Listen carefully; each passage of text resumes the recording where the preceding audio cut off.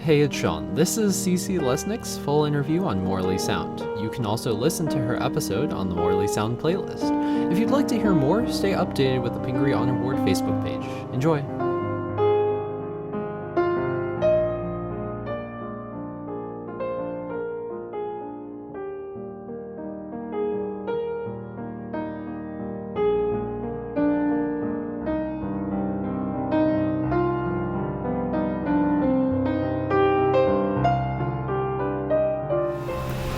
Can you start with your name and your class year?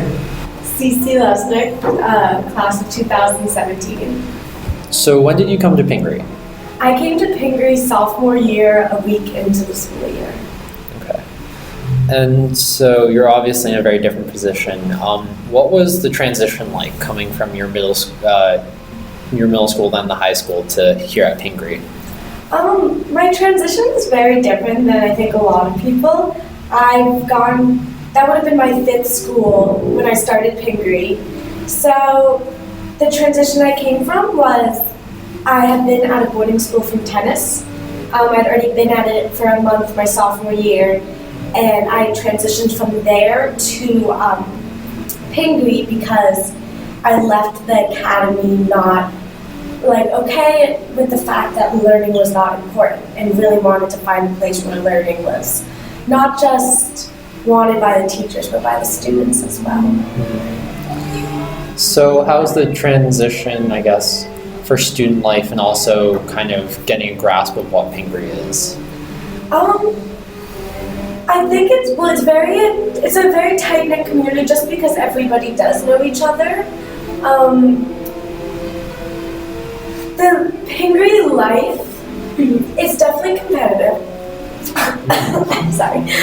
It's definitely competitive in regards to academics, but I think people still have an understanding on how everybody likes different things and are respectful of that and open to people trying new things. But when it comes to academics, it's definitely competitive. Mm-hmm. How do you think the phrase excellence and honor fits into Pingry and what it's like for you?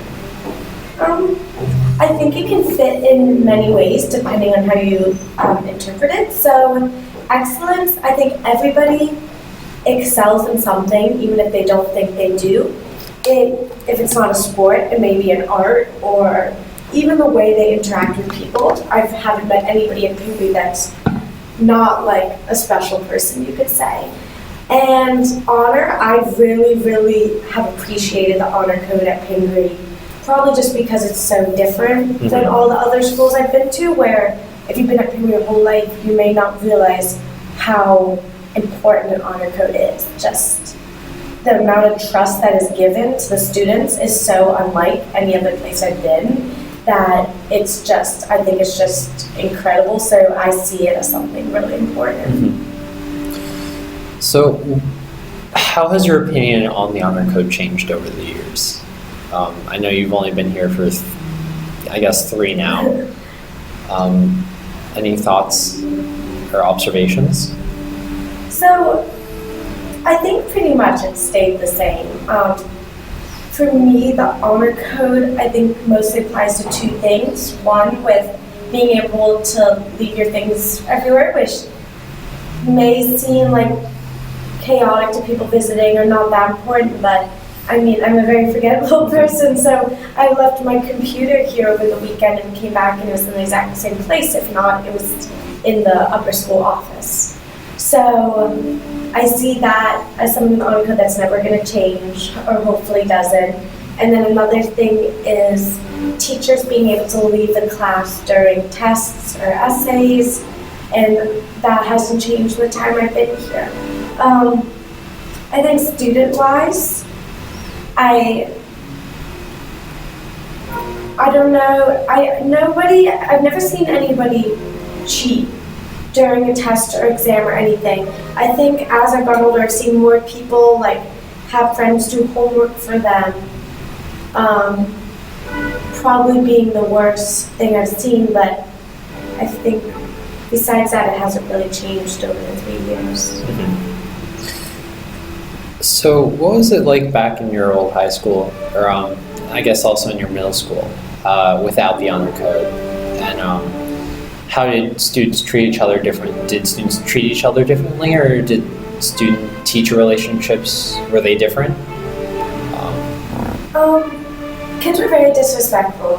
So, depending, the two places I stayed for the longest period of time, so my high school that I went to for all of ninth grade,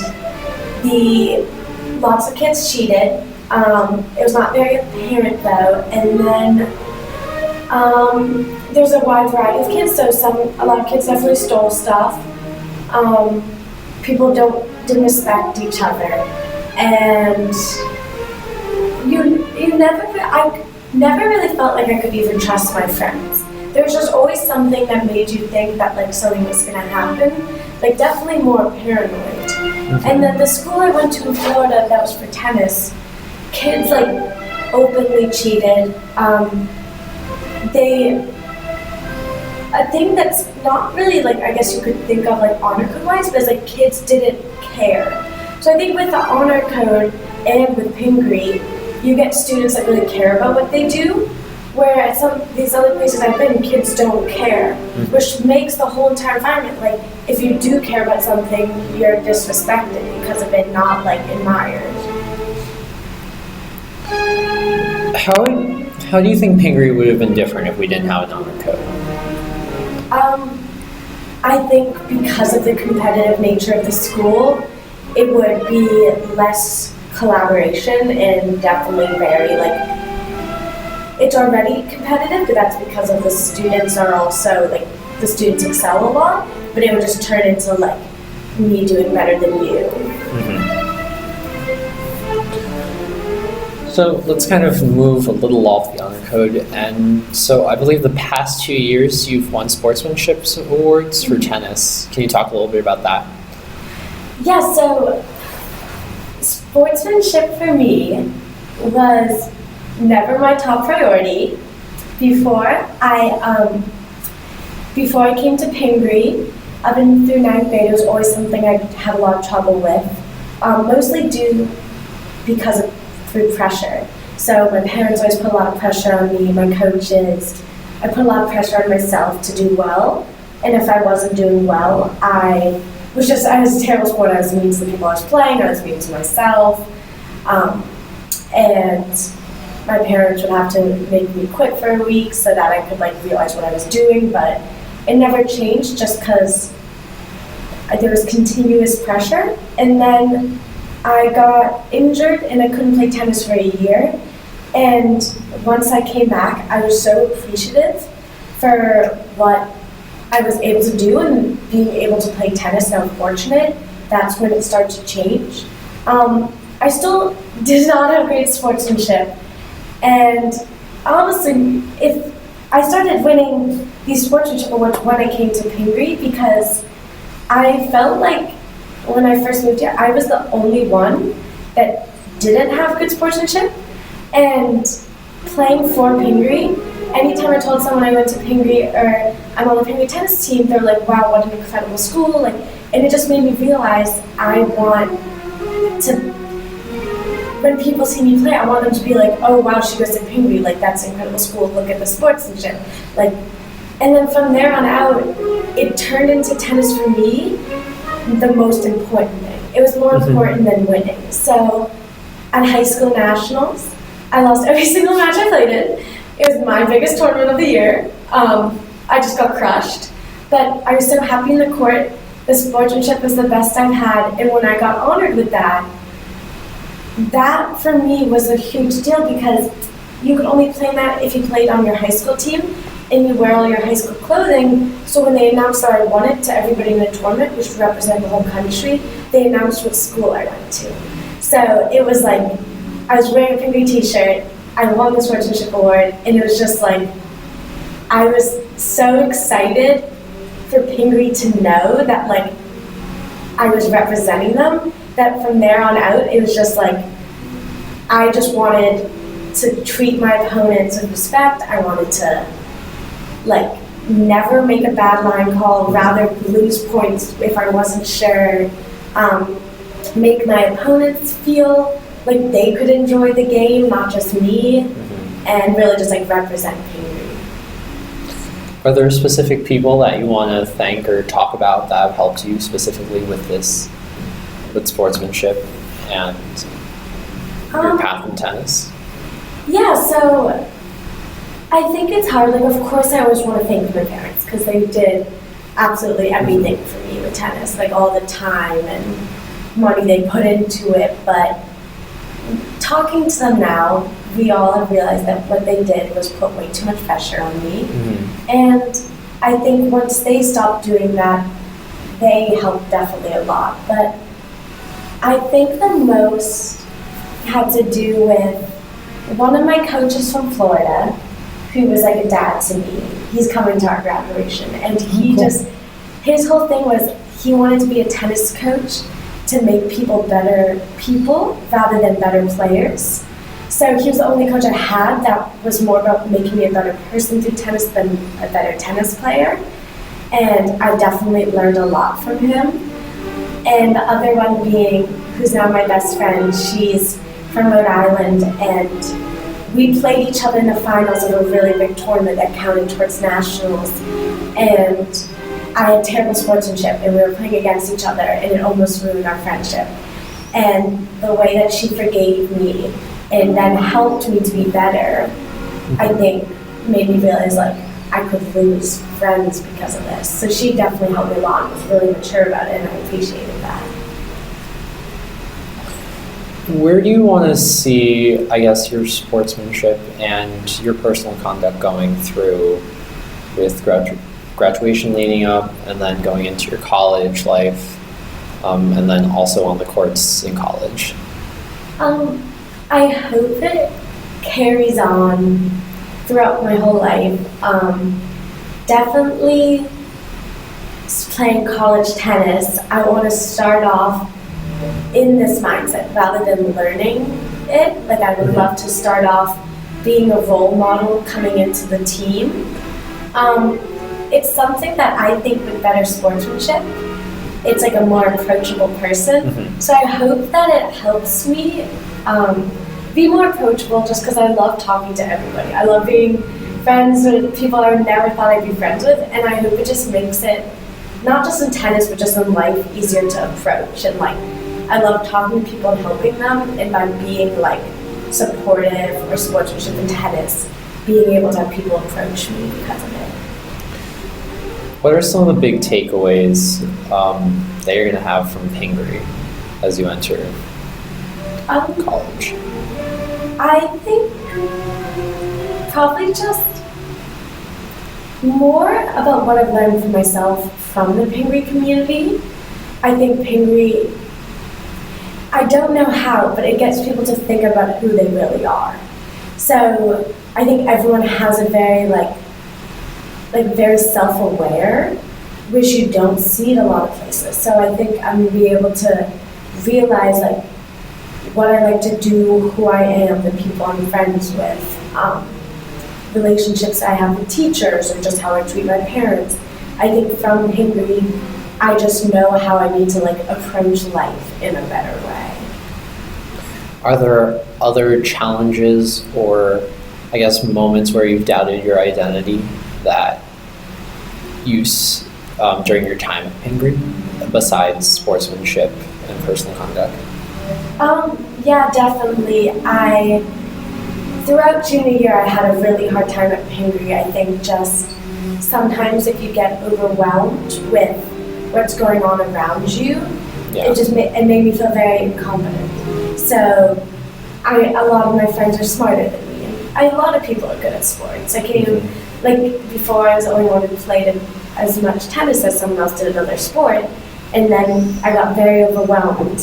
So I took it out a lot on myself and didn't accept any support I was given. Mm-hmm. And then once I accepted that, Pingry helped me with it.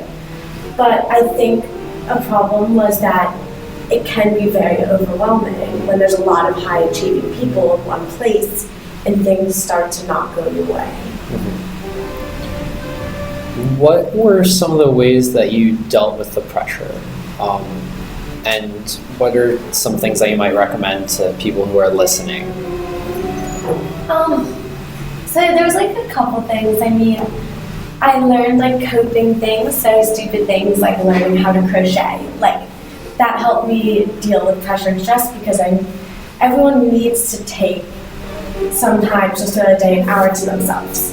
Whether it means you give yourself even like a 10-minute break from class if you're overwhelmed, or at the end of the day in the middle of your homework. I think just learning to be okay with not doing anything for an hour is something very important to learn. It's a lot harder to do than said. And I think another way I was able to deal with pressure was, even if it's just to one or two people opening up and really being honest, even if some things are embarrassing, if it's to really open up yourself up to people that you think can support you and to not hold it in. Because people at Pingry are very accepting, but they're not going to be able to help you if you don't give them the chance to. Moving back in the calendar, earlier this school year, Hudson Taylor came to speak. Can you share some of your thoughts and what are some big takeaways for you? Yeah, so when Hudson Taylor came to speak, I thought it was amazing what he's done. I was right away intrigued in the assembly more than I usually am in other ones. I went up and asked a question, which I've never done, and I think what's interesting about it was a lot of people questioned the group of people they took afterwards that would help the school. A very wide variety of honor board to all the sports captains. And a lot of the sports captains were not the type of role models that most people are used to. But I think that's what made it so powerful was, even in the end, yes, I think there were some people that weren't right for it and did not respect it the right way, but I saw there was a couple other people that did change from it. So even, I think what he does, maybe it's not going to change everybody, but his story of being outspoken about something that he himself wasn't it didn't always affect him, just I think helped just a few more people. What are some goals do you think our community should take away from Hudson Taylor's speech, or ones that you might want to take upon for yourself? I think for people to be accepting of other kids that not necessarily are maybe on their sports team or in their friend group. So the way that it's you should accept everybody no matter what their situation is. Like when we had our Pride Wall and we talked a lot about being accepting, usually kids that do a lot of arts aren't as supportive as athletics just because it's not what they're interested in, but a good takeaway from it is to have those kids be more aware that there are problems in a different group. I guess my next question is, when you're walking the halls, how do you see the honor code manifest itself, and are there things you think we could work on? And I guess Hudson Taylor's speech and the measures we've taken to improve it, how do you think we can move on or move from those lessons? I walk around at Pingry and sometimes it's hard to see the underclassmen act sometimes the way they do. I think Pingry, we all need to be more aware of changes that are being made in society. So what Hudson Taylor was doing was trying to reset, get everything to a place where it should be, and the honor code to keep everything consistently right, and just to be supportive and accepting and honorable. And I think the younger classmen, just because of society and what's going on around Pingry, are starting, I don't know if this makes sense, but starting to adapt more to society than school. So instead of like adapting to honor code when they come to Pingry, kind of staying outside of the school of their values maybe, or the way they act. But Pingry is such a special place with such an important message that it would be like better if everyone was able to adapt to that. Yeah, I know what you mean. What do you think would be some measures that we could do to try and get the underclassmen more involved with the school community and the honor code? I think just doing little things that puts people, kind of things like peer leadership, but consistently, maybe even if it was like once a month, meeting with a group of people that the school knows are a group of people that might not always talk.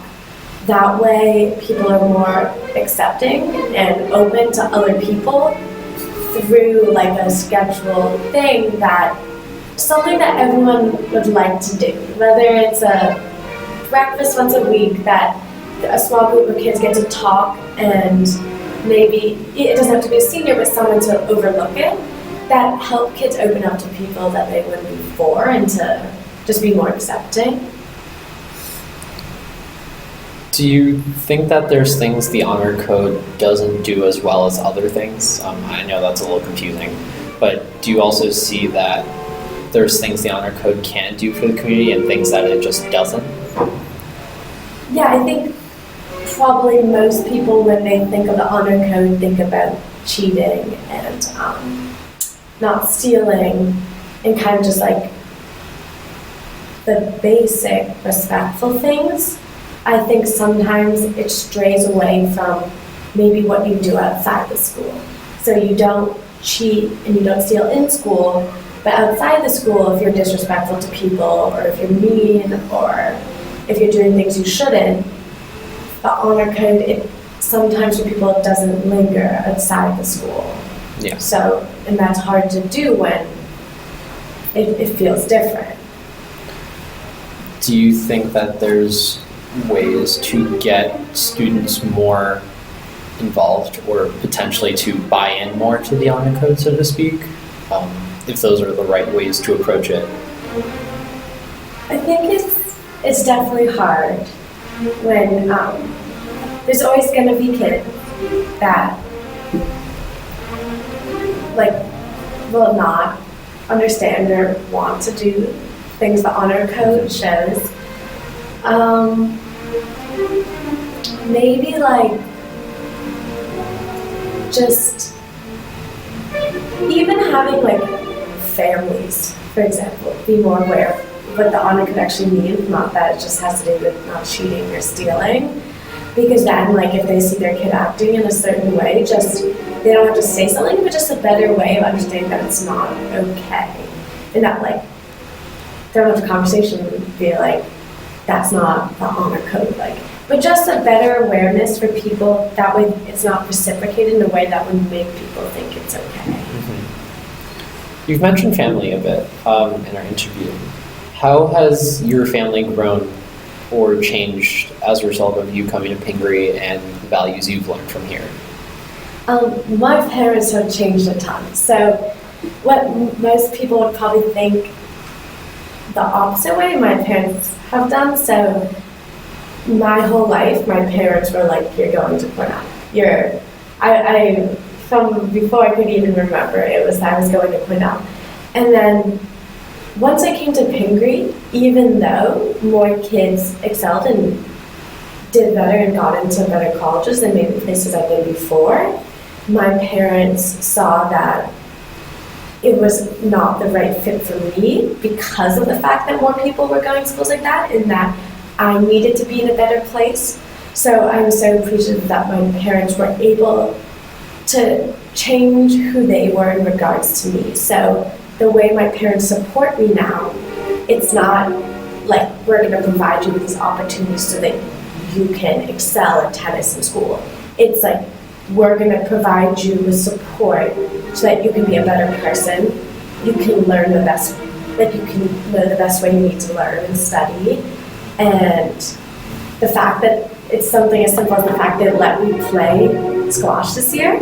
They never let me play another sport before because it was always we spend so much money on tennis and you're not taking advantage of those opportunities. Now in Pingry, it's like there's so many opportunities to take advantage of whatever you can. And I think the school, by offering so much, and I think the school has good relationships with families, it definitely helps, like, overall your whole family. Are there other impactful things besides being able to get a little more freedom in your choice of sports or opportunities?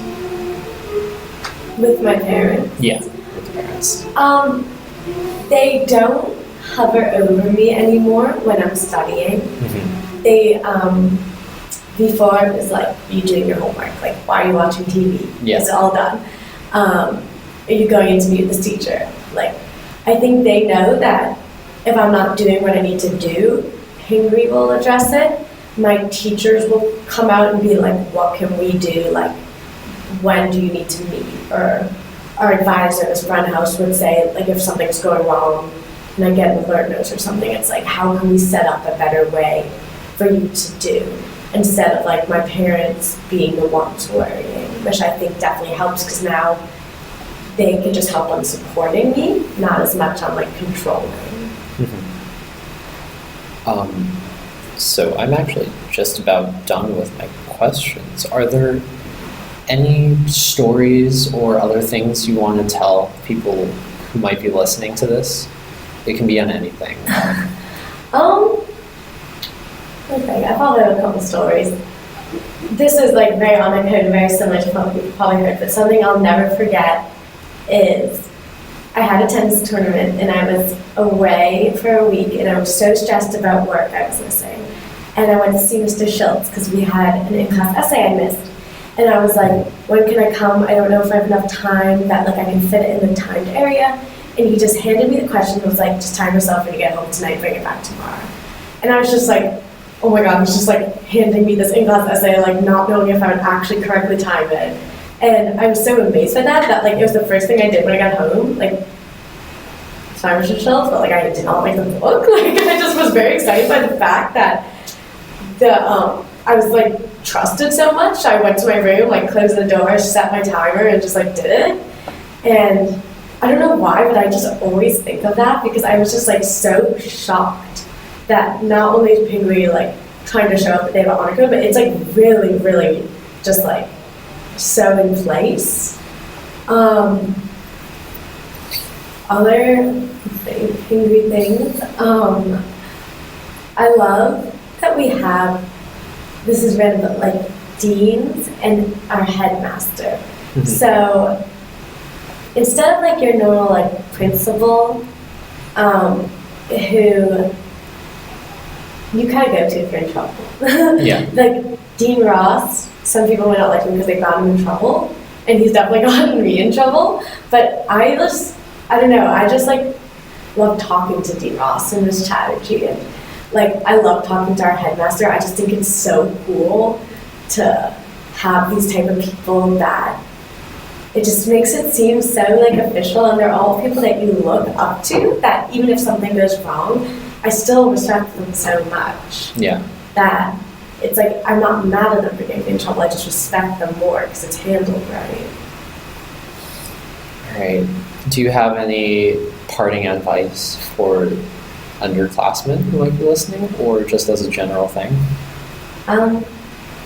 Probably be open to being friends with anybody. The best thing I've done senior year is not try to find a friend group, to do the opposite and just be friends with just anyone that was willing to support anybody. It didn't matter what grade they were in, what friend group they were in.